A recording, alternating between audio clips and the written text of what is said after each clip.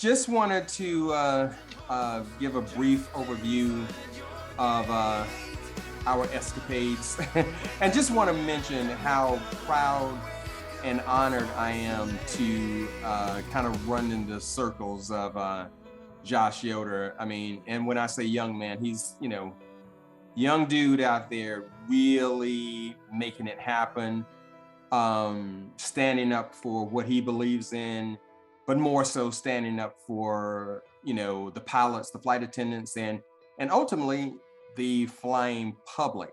So when I started hearing these things, because of course, I fly all the time, I was definitely concerned about some of the things he will discuss here.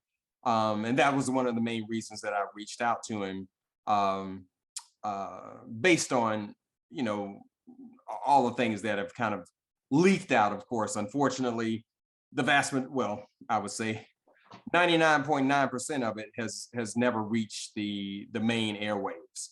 So, but it's kind of leaking out there in, some venues and so forth. So hopefully we'll get some more traction. But this January, we between myself and Dr. Lewis, and Josh, we were actually at 4 different events, pretty much all in Florida. Dr. Lewis was at 2 of them. I was at 4 of them.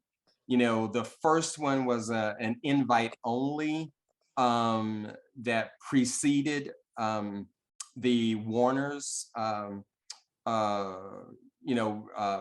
conference and so forth. And that was a very small group, I don't know, 60, 70 people that, were considered kind of, the movers and shakers and industry leaders in trying to get this message out. So it was really kind of a think tank session of how. Cole, Del Big Trees. Oh, yeah. Yes, absolutely. Mikovits. Absolutely. So a lot of the people that you guys know, of course, that was quite an amazing event. And then the Warners had their event there in Orlando. And I would say the crowning piece of that, even though they had a lot of amazing speakers, is that myself, Dr. Lewis, Zen Honeycutt, who's the founder of Moms Across America, of course, Josh, and his partner, Dr. Steve, who actually happens to be a chiropractor and an American Airlines pilot. And so Josh and he have been working together on this whole thing. And we got some time to speak with Jonathan Otto. So we had a really nice kind of almost mini roundtable discussion there. That was quite exciting. So we'll see when that may be posted, and so forth. So that was awesome. And then in Jacksonville, I went down with Josh to a flight school there where there were a number of pilots, and the owner of that flight school, she's definitely not on the same page as the powers that that be would want her to be. And she's very much into understanding what's really going on and educating the students that she is teaching to fly.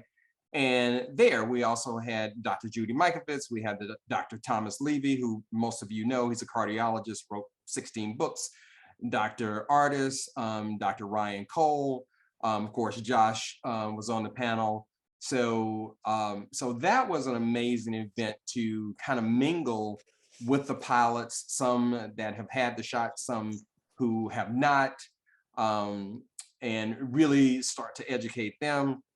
And then most recently, Josh and I were at another event in Orlando. It's called the Restore Freedom Conference, and that was another, kind of power-packed venue with, totally different set of speakers. But one of the days, Dr. Judy Mikovits, Dr. Lee Merrick, and et cetera. They were all there as well. So Josh and I have had a lot of time to spend together, and it just blows me away. Every day he's coming with a different incidence of what is happening out there in the airline industry, and it just tells me that God has him on this mission to educate Absolutely. everyone, because this is a risk that potentially cannot be averted if something else is not done. So anyway, I just wanted to tell you how much fun I've had hanging out with Josh, and of course, our company, Health Revival Partners, will also be doing testing, for the pilots and flight attendants, looking at their D-dimer levels. Of course, D-dimer is the risk for, clotting. The troponin levels are your risk for myocarditis. And of course, those aren't the only ones. Still, Just an update, Michael, that Jody beat up our local rep and we got a better price on troponin T. Oh, awesome. And So then when you it's combine, actually in an affordable range now. right. And then of course, when you combine that with all of the other inflammatory markers, then you really get a pretty good picture of where that person is on the health disease continuum. And then Josh also was introduced, not through us, but independently through a company that does actually heart scans. That seemingly is a pretty sensitive device to actually predict your risk for heart attacks and myocarditis and all of these different things. So there were in Jacksonville, there were several individuals who took that test, and they were quite surprised with their numbers and so forth. But I'll let Josh take over, and he can tell us what's new. Again, it's always something every day. Yeah, thank you so much, Dr. Carter. Thank you, everyone, for joining us. Really appreciate that you're here. I really appreciate the introduction. I don't feel like all the accolades necessarily apply to me. You're brave, Josh. I'm someone who's just on the ground fighting, and I love it. And it's this is something that's not done with one person. There's a whole team behind us, and I'm so grateful to have met Dr. Carter and Dr. Lewis. It's been an incredible journey. We have so many people that are having issues, and there are real solutions here, and that's what I'm most excited about. Are the real solutions that are being presented. I'm actually one of Dr. Carter's patients, just to be fully transparent. And I've done the testing, I've done all the different things, and I'm a healthy 37-year-old male, or so I thought I was, until I started taking the testing and realizing that I actually have issues that need to be addressed to make sure that I don't have real problems in about 10 years, 5 to 10 years. And you did not get the shot. And I did not get the shot. Right. Exactly. So yes. that's what's so incredible about this. Yes. And this is why I highly recommend them. I literally say the names Dr. Lewis and Dr. Carter probably about 10 times a day to different people that I speak to, and say you need to get with them, because it's been a game changer for me. And I think that's really important. Just because you appear to be physically fit and healthy doesn't mean that that's actually what you are, in fact. Absolutely. So just a bit of background. U.S. Freedom Flyers, the organization we stood it up to fight back against the mandates that came out, the vaccine mandates. We have proceeded so far beyond that at this point. We're now really focused on vaccine injuries among pilots and other aircrew and employees in general, and just people in general. It's incredible what we're seeing. As Dr. Carter knows, I get calls almost every single day from pilots and flight attendants and other people who are severely vaccine injured. We have pilots out here flying with things like chest pain, neurological conditions, liver disease, rapid onset cancer, all these things that have just happened to them after they got the shot. They were perfectly healthy before that. The reason this is an interesting subset of the population to study is that pilots go through rigorous medical testing every year. It's an annual thing. And we start getting cardiac testing at the age of 35. That's a baseline test of EKG, which is not sufficient, to be honest, for all the cardiac issues that are out there, especially surrounding these vaccine issues. And then at the age of 40, you start to get an annual EKG. What we're seeing as far as side effects are, one of the most prominent, I would say, is subclinical myocarditis. Many people who are, they have cardiac inflammation. They don't realize it. They have no chest pain. They may notice something like shortness of breath, a bit of a lack of performance, and they don't realize they have this cardiac inflammation, where often the first symptom can be sudden death, depending on what happens with like a shot of adrenaline, a period of excitement where you get adrenaline through the heart through essentially what is like inflamed cells in the heart, right? And so it interrupts the electrical rhythm. So you can go into either a non-fatal or a fatal arrhythmia. Yep. This is something I was just with cardiologist Dr. Levy today on the high wire. We were discussing this matter. So obviously it's a very concerning thing for pilots.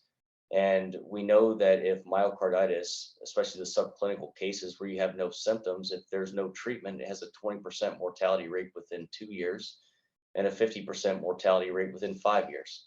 And currently the Federal Aviation Administration, who is in charge and responsible for pilot health testing, they run no tests whatsoever, not a troponin T. They don't look for D dimers, for blood clotting. All they run is an EKG. And we know that the highest risk age group is between 18 and 39 years old. This came out of the study from the Florida Surgeon General. Well, 50% of your airline pilots are between the ages of 23 and 39 years old. And the only cardiac testing that's done in this time frame is a baseline test at the age of 35. So you can understand why this is such an issue of importance, something that we need to focus on. U.S. Freedom Flyers is currently lobbying the FAA. Well, we've tried to lobby the FAA to bring in actual effective cardiac testing. They've refused to do it. They've said that no pilots have been harmed by the vaccines. There have been no pilot incapacitations caused by the vaccines, and no additional testing is necessary. Well, we know that to be false because I have the pilots who have been incapacitated, including in flight, including sudden cardiac arrest in the flight deck within minutes after touchdown, including all types of neurological dysfunction that has happened in the flight deck. And yet the FAA is turning a blind eye. So that's what we're doing. We've realized that we've gone past the point of dialogue with the Federal Aviation Administration, and we are now moving on to litigation. That's going to be the only way that we get changes here. And also, Josh, tell them about what Steve Kirsch did, because if any of you know Steve Kirsch and follow his Substack, he's kind of a bulldog, right? He gets a bone and he's gnawing on it. But tell him, when he got that information, how did he react, and what did he find, and what did he ultimately, come back with? Sure. So Steve Kirsch got a hold of the personal cell phone number for Susan Northrup, who is the federal air surgeon, essentially the top doctor at the FAA who helps to set policy. He called her up and said, "Hey, are you aware of what's going on with pilots about these incapacitations, the cardiac issues that have come out after the vaccine?" And she essentially was caught off guard, and she didn't admit that she knew anything. She actually said, there have been no pilot incapacitations, due to the vaccine. We don't know of anyone who's been harmed. Which was very ironic because, I have a couple of hundred pilots who have absolutely been harmed and who absolutely believe that like the vaccine did this to them. They were very healthy individuals prior to this. Anyway, Steve Kirsch got a hold of this, and he has started massively pressuring the FAA. If you're not following his Substack, substack.com/Steve Kirsch. Yes. I would highly recommend that you do so and go back about 10 days and just read all the posts that have been made. So what he's doing right now is helping us to put tremendous pressure on the FAA to force them to actually start including tests for myocarditis, things like troponin. levels. I mean, at a very bare minimum. Mhm. To start uncovering this, because we need to uncover this quickly. We need to find out who has a problem. That way we can bring in effective therapeutics like Dr. Carter and Dr. Lewis offer, to get these people back in the flight deck, to help them be safe, and to actually save their lives. This is the most important thing. If, like I said, the 20% and 50% numbers, if subclinical myocarditis with no symptoms, if you don't look for it, you're not going to find it. And if you don't find it, you're not going to treat it. And if you don't treat it, you have a very high risk of sudden death. And you can understand why this is a very serious issue as it pertains to airline pilots. We ran a pilot testing event down in Jacksonville, Florida, using the multifunction cardiogram from a company called HeartCare Corp. Um, we had those speakers in the morning. It was an informational session, and then we ran the testing in the afternoon. And what shocked me was that out of the 25 pilots that were tested, 16% of them, I'm sorry, 16 out of the 25 that were tested had major markers for myocarditis. And not all of the pilots tested were vaccinated. There was about 75% unvaccinated, or sorry, vaccinated, and 25% unvaccinated approximately. So this is not just an issue that the vaccinated are dealing with. We're also dealing with shedding. I'm not a doctor. I'm not here to speak to the science of this, but something is happening. And Right. cardiologist, Dr. Thomas Levy, he's a 40-year practicing cardiologist. In 40 years, he had seen one case of myocarditis prior to the pandemic. And now he just wrote a paper that, Dr. Carter, if you could share that paper with your folks, it would be amazing. It was, I think it was called Myocarditis, Once Rare, Now Common. Oh, no, you have to send that over Really, to me. Yeah, I didn't get that one uh, from him. Yeah. truly amazing article that Dr. Thomas Levy has written. And he's written, multiple books, I think like 14 to 16 books, Yeah, absolutely. on many of these issues. I mean, he's one of the world's leading experts. So we have a problem here that goes far beyond just the vaccinated. All of us have an issue, and we have to get to the core things that are affecting our health. We have to know. We have to do the proper testing, so we know what the problem is, so that we can properly address it. And that's what we're focused on at U.S. Freedom Flyers, over just the course of the past 2 days. And you know, uh, Dr. Lewis and Dr. Carter, I haven't even spoken to you guys about this yet. Mhm. But something that's been a dream of mine for a while is actually starting like a healing, like a clinic to really address these issues specifically. And Absolutely. Rob's, we're always looking for funding at U.S. Freedom Flyers. We need funding for litigation, to hold these people that are responsible accountable.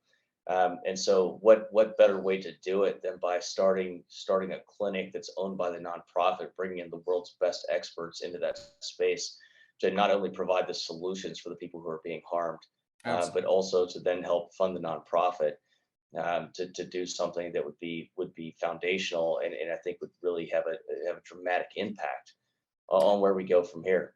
Well, I also give some specific examples for, I mean, some of the people out of our audience, they're very, astute, they follow a lot of the literature, the real literature, but, they may or may not be really in tune with what's really been happening, I mean, you can give some of the examples of, the ones that directly, but again, these things just totally blew my mind. And again, it made me more. Every time I get on a flight, trust me, I'm praying, for our pilots, flight attendants, and everyone's safety, because this is a major, major issue. But yeah, give some of the specific examples of what you've come across, what you've heard, and what personal experience from individuals. I'd like to start with a story that happened back in February of 2021. This pilot's name was Cody Flynn. He was 33 years old. He had been flying for the same outfit. He's an agricultural pilot out of Mississippi, right? A crop duster, flying the world's largest single engine aircraft. Spraying crops, spraying fertilizer, that type of thing. 48 hours prior to taking that flight, he had gotten his first Pfizer shot on the side of the road with zero informed consent in his car, both him and his wife. And they did it because in February sorry, in December of 2020, the FDA came out and gave emergency use authorization to the Pfizer shot. And then 2 days later, on December the 12th, the FAA came out and said, we encourage all pilots to take this shot. He thought he was doing the right thing. He wasn't mandated himself personally. He takes the shot, and within a minute of getting the shot, he has a headache that starts in the top of his head and moved down to the base of his neck. And that's kind of where that headache stayed for about 2 days. He had some slight vision issues, but not something that he thought was that significant. So he wastes the mandatory 48-hour period after getting the shot to go fly an airplane. As soon as his time was up, he gets in the airplane, he takes off, and he said as soon as he cleared the tree line, he realized that he had tunnel vision. But it wasn't so bad that he didn't think he could continue. So he continues, flying across the field. He was spreading like the first load of fertilizer for the season. Actually, it was one of his first flights that year. And his vision it keeps getting worse. He wants to finish up quickly, get back to the airport.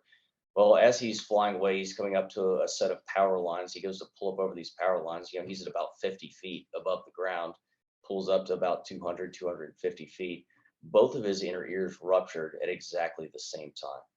So he loses all equilibrium. This is a guy who has had zero health occurrences in his life, no problems whatsoever. And, his vision went down to a pinhole.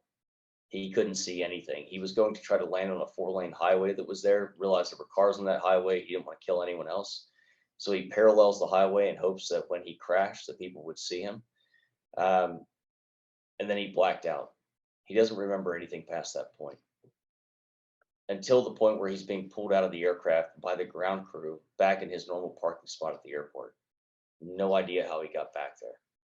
And Cody Flynn came out for me at a very important time. This was back in late October, early November of 2021.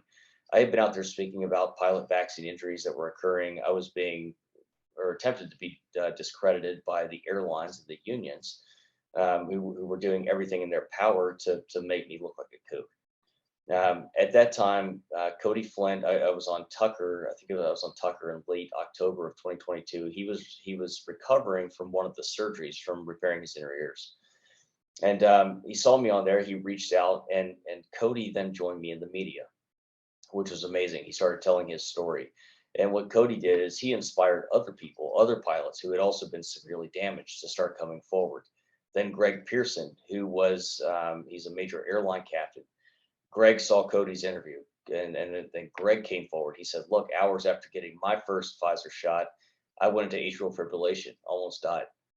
And then it started to snowball from that point. So many people started speaking out. And then on April 9th, we had Captain Bob Snow. It was American Airlines 1067 from Denver to Dallas, Fort Worth, flying an Airbus 321 with nearly 200 people on board. That aircraft touched down. 6 minutes later, that aircraft was at the gate. The parking brake was set, and they were in the deplaning process. Captain Bob Snow, he stood up to collect his bags, and when he did so, with no prior warning whatsoever, he dropped dead from cardiac arrest. And it was very fortunate there was a nurse and a Navy corpsman on board that aircraft. They pulled him out immediately to the jet bridge. They performed CPR. They hooked him up to the onboard AED on that aircraft. They had to shock him 3 times to bring him back, intubate him, and he woke up 24 hours later at Baylor Scott and White Hospital in Dallas, Texas. And this is 15 minutes from both American Airlines headquarters and the Allied Pilots Association, which is the union for American Airline pilots. And no one came to see him. No one wants to have a conversation about what happened to Bob Snow. And what most people don't know is that he was having symptoms. He got the shot against his will due to the coercion and the vaccine mandates at the airlines back in November of 2021. Literally one day, he got the J&J shot one day before they announced they were pushing the mandate back to January 4th, at which point they started accepting religious and medical exemptions. He's the only person in go ahead. What I find interesting about the story you told when you told me about Cody is that when cross-examined, whatever, they made the assertion that he was up at altitude, and that's why his eardrums burst at 200 feet. Right. Yeah, no. But that's what we have to put up with now. I know. They're Yeah. trying to find anything, and the guys were what was the maximum we went to that day? 1,000 feet maybe or less. Not even, not over 500. Cody said he never went over 500 feet. So no, to say that that had anything to do with pressure changes is absolutely ludicrous. Right. And there are now 4 inner ear specialists who all 100% have said that conclusively Cody Flynn's injuries came from the vaccine. They said there's only 2 ways that this happens.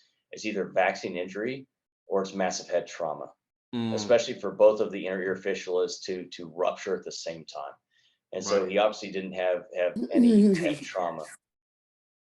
Right.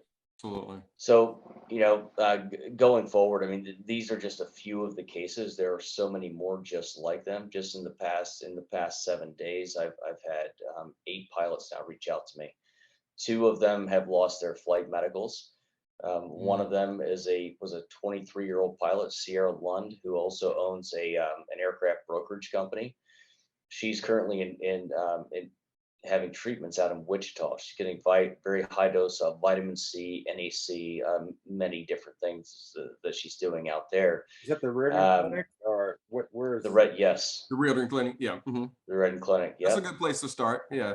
Very well known. Yeah, Hmm. absolutely. And she's feeling a lot better. It's amazing. Just in 2 days of treatments, I spoke with her earlier today, but she was Good, good. 23 years old. Got the first Moderna shot, and within 18 hours was having a heart attack.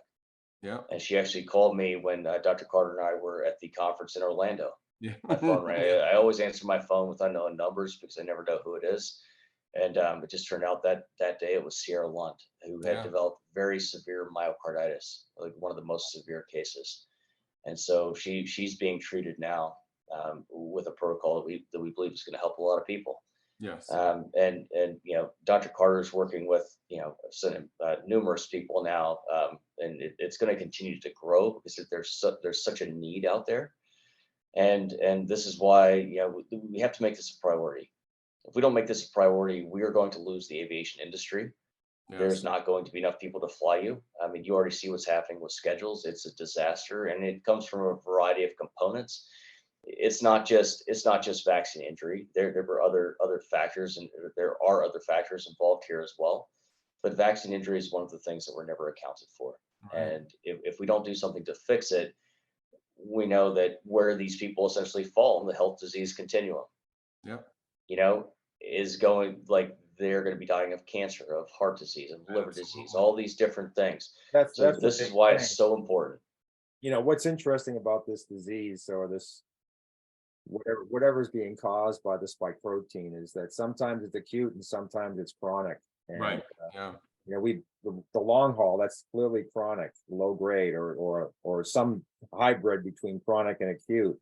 And so we just don't know what percentage are in the chronic phase versus this intermediate phase versus the acute phase. And so it could be just like in chronic disease, that the majority are in this silent phase that may manifest Absolutely. later in life. This book I always encourage everybody to consider reading, Plague Time by Paul Ewald. But his whole thesis is that the real pandemic is chronic disease. Hmm. And so there's always something underlying that just causes disruption in your general terrain, and there's always something lurking. Okay, and that's the issue. So my concern is we go out a year and we deal with a lot of folks, but then it tails off a little bit, but some of these people are still seeing their health is being compromised long term by this whole thing. That's the scary part of this, that no one really has a ability to put it. And I So just want to interject, Josh, correct me if I'm wrong, but apparently 80% of the pilots have gotten the shot. Is that 80%, yeah, on average across the industry, 80% have gotten the so? shot. So, guys, that's a very concerning number. So, freak accidents happen all the time, right? So you obviously on these big jets, you have a pilot and a co-pilot. So you have 2 individuals, but on most of these flights, unfortunately, both of them have gotten the shot. So what happens if one has a heart attack and one has a stroke, during at different times of the flight? I mean, what if you're on an intercontinental flight? They don't change pilots just because you're on a 12-hour flight across the ocean or whatever, how many hours, right? Anything could happen. And flight attendants aren't trained to fly planes. Is that correct, Josh? Yeah, that's correct. So on the longer flights, the one thing there's typically 3 to 4 pilots depending on the length of the flight. Okay. So Okay. so you do have additional flight crew. Anything over, yeah, over 12 hours, you start to add like additional crew. It's called Okay. Well, that's augmentation. good. Okay. But But but domestically, still, I mean that domestically. domestically, I mean, if you're flying a transcontinental flight, you're going from New York to LA, like you have 2 pilots on board. Right. And I think where the real concern lies is if you have something that goes wrong with one pilot, he has a heart attack, right? And the other pilot overreacts, let's say both of them. And now this is not, it's not far-fetched, but I mean it's something that's unlikely to happen but could. And then let's say that second pilot, obviously that's going to be a major dose of adrenaline. Let's say that Mhm. pilot has a severe case of myocarditis and you now introduce a significant dose of adrenaline into his system, and then he also experiences an arrhythmia problem. Right. Because Right. as we discussed before, where you have the inflamed cells and it's disrupting the electrical flow essentially of the heart. I mean, this is something that could happen. I would never come out and say that it's something that I think will happen. That's super probable. No, we pray that it But doesn't. but Well, But it seems to me but like it's a high incidence within the airplane. So can you kind of describe the stress that goes with the job, Josh? Because stress is a major inducer of all kinds of illness. right.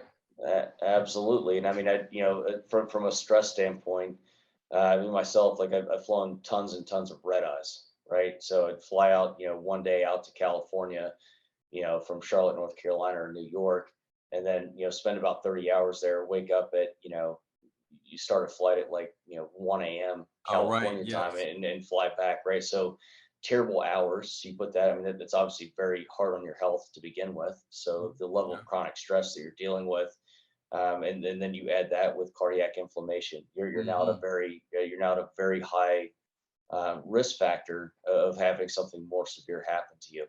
And this isn't just something chronic that happens over years. I mean, typically it is, but then when you introduce something like subclinical myocarditis, now that's a game changer. That's Yeah. something that could absolutely drop you very quickly.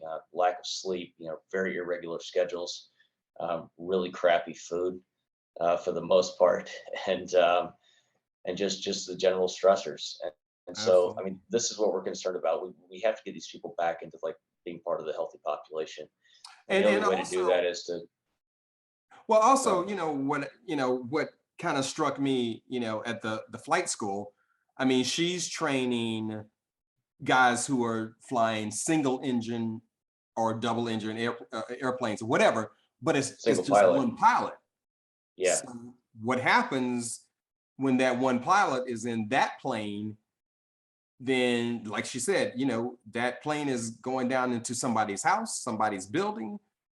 No, it was quite unnerving to me when the reality check. Yeah. and what the FAA doesn't want to talk about is that single pilot aircraft accidents are up around 300%. No way. Over the Unbelievable. past year and a half. Yeah, and the FAA does not want to have this conversation. Of course not. In addition to that, I also deal with state troopers, and I had a state trooper that called me one day. He was a senior official actually. He called me and he said we're seeing about a 300% increase, and he didn't know about the aviation accidents.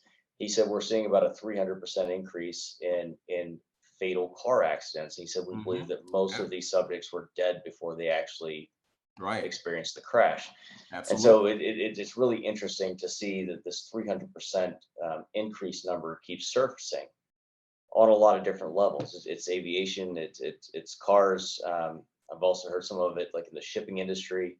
Mm, Trucking has been having some major issues, although most of the independent truckers, most of them did not get the shot. right. So I think that's probably not a good data subset to use there. But either way, it's anecdotal, but it's very interesting. Yeah. Very What I concerning. think is the most important thing about the pilots is obviously it's a huge safety concern. There's tremendous liability to the industry. And you gave me a quote on a figure per person if the plane goes down. And so it's crazy. But why I think Josh Yoder folks is so important is because they're taking a big stand as a segment of the industry that could be a model for everybody else. No, absolutely. This Absolutely. this has to, because I think this is a very good point about maybe not the truckers so much, but car accidents, anything that involves, quick decisions and things of that nature in the workforce or workplace or out in our general environment. We're just at higher risk. The first thing I said is I've gone 50 years or longer and I've only been hit by 2 cars. One I crashed into the back, it was my own fault. Another one swiped me.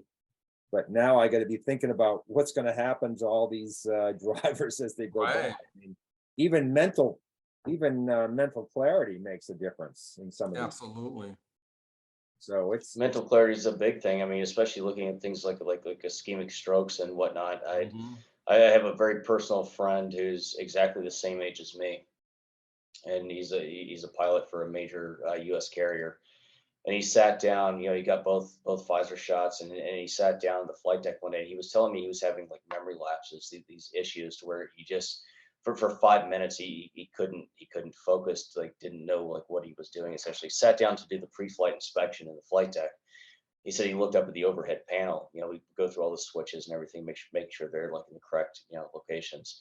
And he said he couldn't remember why he was there. So he gets up out of his seat, goes out, walks around the aircraft, does the exterior inspection, then comes back, sits down, and he was good to go at that point. But what happens if you're rolling down the runway at 80, 100 knots, and you lose an engine, and you have memory items that you have to do very quickly without ever looking at a checklist, making sure that aircraft is secure, that you can still take it into flight, and that's when that episode happens. So you can see what we're most concerned about is not a pilot like dying at cruise. However, fun. however, there have been several, based on what I've seen out there, that have died in flight, right? Absolutely, Yeah, absolutely. in So flight, so if it in flight. happens, if it happens at cruise, you have two fully qualified pilots. One pilot can absolutely land that airplane. They can fly it. Yeah, But it's when it happens during a critical phase of flight. And I think yeah, probably the nearest miss that we've had most recently was back in November. I think it was November 17th. It was Captain Patrick Ford out of Chicago O'Hare going to Columbus, Ohio. That was a flight with 57 passengers on board. They were cleared for takeoff, and less than 90 seconds from being cleared for takeoff, the first distress call came in, that the captain was incapacitated in the left seat. And very fortunately, he was still a captain in training. And the other pilot sitting in the right seat, where typically would have been a very inexperienced first officer, was a very highly trained training captain mm, who was flying with Patrick Ford, getting ready to sign him off as a new captain of that airline. So that was fortunate, but we're talking between like 2,000 and 3,000 feet. This pilot became incapacitated. yeah. So from a time perspective, that's a very, very near miss. If that had happened, 30 to 40 seconds earlier, they could have been right at rotation.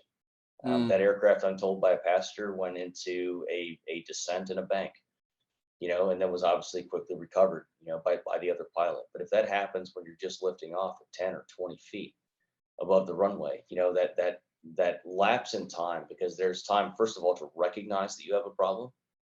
Then once you recognize, then there's reaction time. mm. And then, and so should that happen during the most critical phases, right before you flare on landing, or right at when you're at liftoff, these are, it's very concerning. Yes, And we're playing a numbers game here. This is a law of averages. absolutely. Teresa Long, you've had conversations with her, military aviator? Teresa Long is a very close friend of mine. Yeah. Yeah. And she just put out some very concerning information. Did you see what she's just put out a few days ago? So now one in 9 pilots in the U.S. Army, and this has come out of the Defense Epidemiological Medical Database, which is considered to be the most comprehensive medical database in the world. She just put out 2 days ago that 1 in 9 pilots, per the DMED database, have had severe events. Severe events are things like death, sudden heart attack, incapacitation, whatnot. That's 1 in 9. Mm, And those are just the ones that are coming forward. There are many others that are masking their symptoms and continuing to fly right. without any acknowledgement. Mhm. Wow. Oh, just yeah. I'm glad you guys are. I mean, your whole team is fantastic. Really getting this out there, and just to let all our viewers know, Josh and his 501(c), has received lots of support from, well, I mean, just at the meetings that I was at and so forth, lots of people coming up and, donating, because they just didn't know. Most people have no idea Yeah, how, I put out a call to our group and to donate. I think it's really important. yeah, how significant this is. This is, yeah, very, very significant. Yeah. No, thank you for drawing attention to it. I mean, this Absolutely. is the media has been so censored. I mean, Yes, you're not hearing about this on Fox News. If that's absolutely. what you want to, if you're watching mainstream, you're not hearing about this. And this Yeah, is a catastrophe waiting to happen. I'm right. telling you, if we don't do something right now, and we don't find solutions, and we don't get to the bottom of this, this doesn't end well. Exactly. Yeah, the head in the sand never really works. Are you connected at all to the Australian pilots, freedom flyers? I am Aussie Freedom Flyers. Yeah, we have groups all over the world. Aussie Freedom Flyers, UK Freedom Flyers, Oh, okay. Free to Fly Canada. I'm probably saying this wrong. The French group, I think it's called like Nacho Libres or something like that. Anyway, Right. we've all come together. We have groups all over the world, and we've come together under a single banner as well, called the Global Aviation Advocacy Coalition. And so that's all of our individual groups that have come together, and we're focused on bringing pressure against the regulators in all of our individual countries and working on Beautiful. legislation. Are you finding the same stories from these other locales, geographies, or is America worse? No, it's actually worse in Australia. What's Oh, going on there with pilot incapacitations and That's all the deaths, both on and off duty, much higher because 100% now of the pilots that are flying there are vaccinated. Because they 100%. were Oh my goodness. 100% because they were the Well, most of course, totalitarian yeah. They were and forced. fired all those who weren't. They had a much higher compliance rate than we had in the United States. We would be in exactly the same situation in the United States had U.S. freedom flyers not been formed. That's true. Because That's true. it was our pushback. It was that pushback that saved about 20%. Right, right. Hmm. Wow. Amazing. So I'm sure we have some questions there in the chat, right? I've asked a few of them already. Have you approached the new Congressional Committee investigating C-19, COVID-19? We have not. I actually have a meeting with Senator Johnson on the 22nd of this month, and we plan to make a few visits when we're up there. We do have to be careful. We're a 501(c)(3), not a 501(c)(4), which means that we can't engage in political lobby. Mm, So that is something that we will be pursuing in the future. But as it currently stands, we are so busy on the litigation side of things and focused on the issues that are covered under 501(c)(3, that policy change is not our number one objective. However, engaging lawmakers and getting them to put pressure on the FAA is very important, and that's something that we're doing. And we do have the attention of numerous lawmakers. And right now, Senator Johnson is really in the throes of all of this with the FAA, has been asking the right questions, and unfortunately has been stonewalled. mm. Not Mhm. surprising. Yeah. Yeah. The answer is myocarditis can be treated, but once again, it's that's one location of inflammation in the body. What's the source other than the spike protein? What came out to play because of it? And so we want to look at the whole body. So Absolutely. So I mean, they're again, from the standard medical treatment would really be steroids. You know, IV steroids like methylprednisolone. You know, for quote unquote milder cases, prednisone or Medrol dose pack, which is an oral form of methylprednisolone. That's kind of the standard therapy.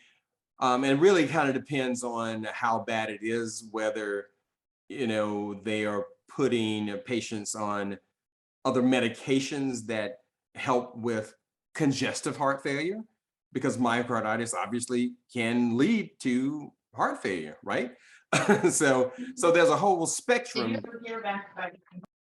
So yeah, so there's a whole spectrum, of indices there, but of course the industry is trying to play everything down that all cases of myocarditis are reversible and they're temporary and this, that, and the other, where we know that that is not true. But, in our universe, there are numerous natural supplements that can help with that, the specialized pro-resolving mediators, which are incredibly anti-inflammatory. Those can be beneficial. Using the things like that increase, nitric oxide, like the Berkeley Life. And, I was talking again with the new formulation for the Cardio Miracle. I think more people will be able to tolerate it when they get to an organic form. So very, very beneficial, because it does have a lot of different things in it. I was just not ever able to tolerate the erythritol. Just didn't, wasn't kind to my GI system. So, and then just the, like Josh was saying, if you are at a center that you can get the high dose vitamin C and N-acetylcysteine and IV glutathione and the Myers cocktail and all of these different things that can get good nutrients back into your body. But there are ways to do it without necessary, again, it really kind of depends on where you are. The more severe cases, the more aggressive that you have to be, and then of course, then there's the external counterpulsation device, which again is not widely available, but that is beneficial. I mean, I know of 2 centers that, I can point my fingers to, one in California and one in Florida, that I know that they have it, but it's starting to increase in popularity. It's just a very expensive device. I think it's $500,000 or $600,000. It's not cheap for a practice to buy one of these things, and of course, it's not covered by insurance. So, but very, very effective for a whole host of myocardial and congestive heart failure scenarios. Yeah.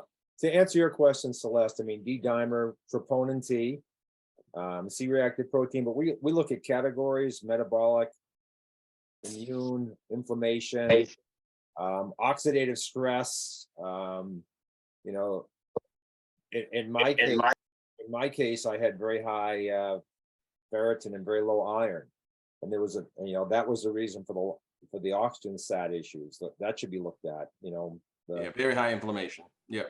The pilot should be looking at their oxygen sat, Mhm. and so these are the kind, you got to look at multiple factors, because it doesn't just manifest as myocarditis, or at least not as an endpoint. There can be other points along the way that infer that it's affecting other parts of the body. So yeah, and this heart scan device that I think Josh is looking at acquiring and testing pilots, very apparently very, very sensitive at picking up on a whole host of cardiovascular syndromes at a very, very early stage. So I've had a chance to just look at a couple of them. So very, very interesting. But apparently they've tested over 2 million patients. I actually talked to the inventor of it. His name is Dr. Shin, I think out of Japan, but I mean, their company is located in New York. So had a very in-depth conversation with him. So, but just like Josh was saying, even for those who have not gotten the shot, and just like what, Dr. Lewis and I do, these are markers that are not obtained by your traditional doctor. So people are just walking around thinking that they're fine, and they're not. They really aren't. And then this is a non-invasive device that seemingly, again, I was just recently introduced to it, so looking to delve into it more, but potentially even more sensitive at picking up on things. Yeah. Let's see. I think it's, we don't want to go into a political discussion about who should get tested and who shouldn't, because there's certain things that pilots have to protect themselves to some degrees as well. I don't know if you want to cover that for a moment, Josh, or let sleeping dogs lie, but you know. I think it's very simple, Tom. I think we all need to get tested because we don't know what the full effects of shedding are. Yeah. And so, I mean, all of us, I guarantee you, every single person on this call probably has health issues they're not aware of if you don't seek the proper testing. I know that I was very shocked when I had testing done, both multifunction cardiogram and then going through, your program, Dr. Carter and Dr. Lewis. It's very eye opening when you think you're a very healthy 37-year-old male. And that you actually start to see your blood work and you see what's going on inside your body. It's like, while I may be healthy now, if I don't take proactive steps to protect my health, I could be in a world of hurt in 10 years. Absolutely. And that's what I'm trying to avoid. And I think that's really kind of the premise of this whole call, and what we're all trying to do is to make sure that we maintain health. It's a microcosm of what we really all should be doing. David, because I know, Josh, you probably got a lot on your plate even tonight. We always have Dr. Harshfield. Our metaphor is land the plane. This could be a lawn dart tonight, gentlemen. I've had the flaps down. Yeah. I mean, I think Josh has had the flaps down, the hook down, looking for a place to land. I think we're fixing to hit the ground kind of hard. The point being, is really interesting, is that the endothelium, the lining of the capillary bed, is where a lot of the mischief goes on here. And we remember that that's where all the heparin sulfate lives. So when the blood slows down essentially in your capillaries, all the physiology is going on and the blood doesn't clot because heparin sulfate lives in the little gel lining. And that these spike proteins, whether they come from the virus, but when they come from these mRNA vaccines, they're too numerous and they stick into the endocalyx and they act like a shard. So they shear blood cells going by within the white cells and red cells. But then they also create trouble and think about what else lives there. The endothelial nitric oxide synthase. That's where nitric oxide comes from. Yeah. Half of the NO your body makes comes from your capillaries, the other half from your mouth. Remember, we talked about how that works. And so these mRNA vaccines were a great idea. Robert Malone explained, gee, what a great idea. I mean, doesn't it make some sense that we'll send, instead of a weakened virus in like a normal vaccine, we're going to send in a messenger RNA to hijack your body cells and make some of these spike proteins to fake your immune system into thinking, hey, I've got the virus, but you don't. They don't go away. Right. Messenger RNA should go away in seconds to minutes. When it goes in to make an insulin molecule, it's gone. We don't know how long these mRNA vaccines hang around, months, maybe years. Yeah. Keep cranking out these little spike proteins. Now we learn that we can get them from each other. We shed them. We can also, because of making them like that, they occupy your T cells. And the worst flu you ever had occupied about 0.1% of your T cells, of your innate immune system. This occupies 1/3 of the T cells. It's trying to keep track of all these little spike proteins running around. So we start seeing breakthrough cancers that were held back. We start seeing, we all have Epstein-Barr virus. Remember the kissing disease, the mononucleosis, that was held back. And when your immune system, the T cells are busy, now we start seeing it manifest again. So the myocarditis that these folks have is just a more symptomatic manifestation of the generalized low-grade inflammation of the brain, the kidneys. We just don't see that. But when your heart doesn't work, pretty obvious about that. We're starting to see folks have congestive failure 8 to 10 months after the mRNA vaccine. Okay, what's going on there? They have small clots in the capillaries the heart's pumping against these clotted lungs, and eventually it just gets tired. But that congestive failure doesn't happen for several months. So all of these things are important. And Josh, thank you for bringing this forward. I mean, if I drop dead, it's not going to bother me. My mom probably would be upset, but if a pilot, We would be upset. okay, for a minute or two, but if a plane lawn darts out of the sky with 350 souls on board, I mean, Yeah, this is- absolutely. this is what we're talking about. So, Josh, thank you for what you do, and it's not easy to do that. Yeah. And we Exactly. appreciate it. And Josh, one point that Dr. Harshfield educated me on, and I think it's really important, is that, the metaphor I use for people is that you cannot repair your car engine while it's running. Right. Okay. And what that means in the context of you motivating the other pilots and the airline community is that the heart does not repair well when it's damaged. I mean, I don't think it doesn't repair at all, but the heart, Dr. Harshfield, do you want to comment on that briefly? Because this is a really important thing. Like other tissue may repair well, but the heart, not so much. So Well, let me interject. So Josh, just to let you know, so Dr. Harshfield is a part of our team as well. He's our interventional radiologist who specializes in the stem cells and exosomes. He's in Arkansas. So for some of the more severe people and so forth, they can actually come out to his clinic there. Some of the pilots and so forth, unfortunately, not covered by insurance, but still, those have proven beneficial as well for, some of these syndromes. you're going to stop Oh, it. but that's amazing. I'm glad to hear that. And I was just looking here in the chat, some of the questions, and I apologize if I missed some of these. But someone was asking if they're finding synthetic mRNA in the unjabbed. What we found, and I don't know, and you guys probably have to answer that. Like I can't answer that. But what we found in the pilot testing event, when we were testing even the unvaccinated pilots, one of the most healthy appearing pilots there, that was in his mid-30s, had one of the worst markers for myocarditis.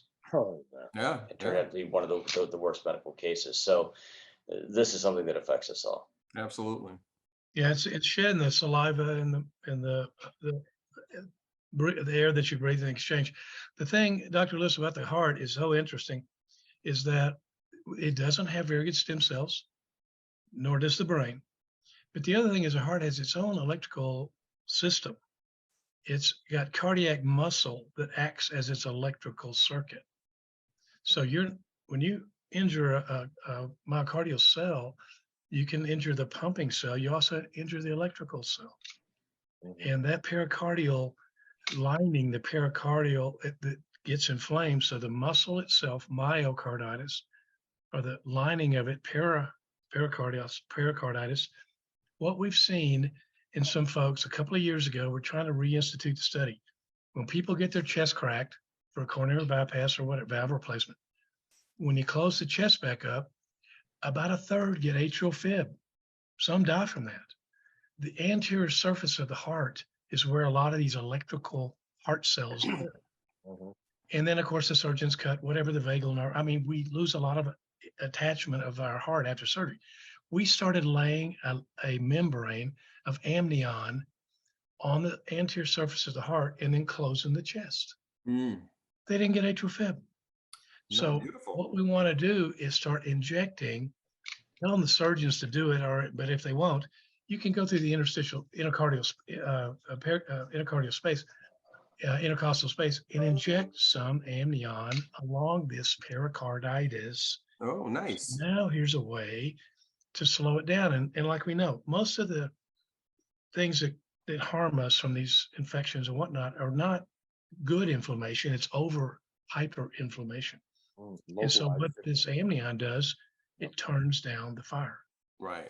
Sometimes it gives yourself a chance. Now, again, the heart does not have very many stem cells for whatever reason, not many progenitor myocardial cells. So you need to try to preserve that. But that's why these folks are so symptomatic and so obvious. We've got inflammation in other organs. We can't see it yet. Right. Absolutely. Beautiful. Yeah. So Josh, you have a whole talking team about here that can, go from soup to nuts with pretty much everybody to get them back on track. I'm been super impressed, and I will just say to everyone who's on this call, I would assume probably most of you are already patients of Dr. Carter and Dr. Lewis, but I'm a patient of theirs, and I have to say I'm very impressed. I recommend them because of the type of experience that I've had, and it's incredible. I've really learned a lot, and I'm so thankful that I'm learning these things about my health while I'm still healthy, Right. or at least feel healthy. Right. Prior to being sick, Right. so that I can make sure that I don't get sick. Right. And talking about the endothelial cell lining, I just want to give just a plug to Cardio Miracle. Mhm. It's something, and like you said, Dr. Carter, it doesn't agree with you because of the current sweeteners and The erythritol, not good for me. They're changing it to monk fruit, and Right. that's being done, and it's considerably more expensive, but they're not raising the price of the product. I just found that out a couple of weeks ago. Okay, good. So that should be a lot better. But that has been a game changer in my own life. I deal with a lot of like chronic stress, lack of sleep, and that product creates a 24/7 positive feedback loop between nitric oxide and vitamin D3, and repairs that endothelial cell lining we've been talking about. And it's incredible. I've noticed a very, very marked difference in my health since I started taking it. But I absolutely agree with you, Dr. Carter. The current formula has given me some stomach issues For some and people, whatnot, but not everybody. Not everybody. But I think Yeah. that should be resolved Yeah. pretty soon. And I think it's a very really amazing foundational nutritional product. Absolutely. Very good. A couple of things, if I may say. We're taking care of the veterans through a 501c3 called Veterans in Pain, where they got pilots to fly these guys around. We treat them for free because the Veterans Hospital doesn't understand cell therapy. And there's something, Josh, you might look into for these pilots. If we can find funding sources. And the last thing is that we're using inhalation therapy as some of these stem cells, amniotic stem cells, and IV administration for COVID folks. This is something we might need to look into, these folks that have myocarditis. There may be a way to take IV and inhaled exosomes, nanoparticles, and see if we can't turn the fire down. I bet we're treating myocarditis accidentally. Right. These are Right. COVID folks, don't you think? Hey, their lungs are better. Guess what? Cardiopulmonary. I guarantee the heart was too. Because if you breathe it in and do it IV, you get a systemic pulse of these nice new 0-day-old stem cells. So that may be something to think about for these folks. If they hit a wall, why not try this? Particularly longer term for repair.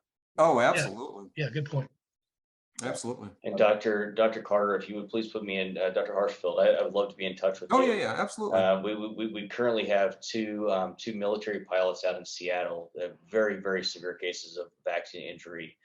I was introduced to them through Lieutenant Colonel Teresa Long, and there's a doctor down using energy therapies and various things down in Birmingham, Alabama, and we were trying to raise the $2,500 to $3,000 to get them down there.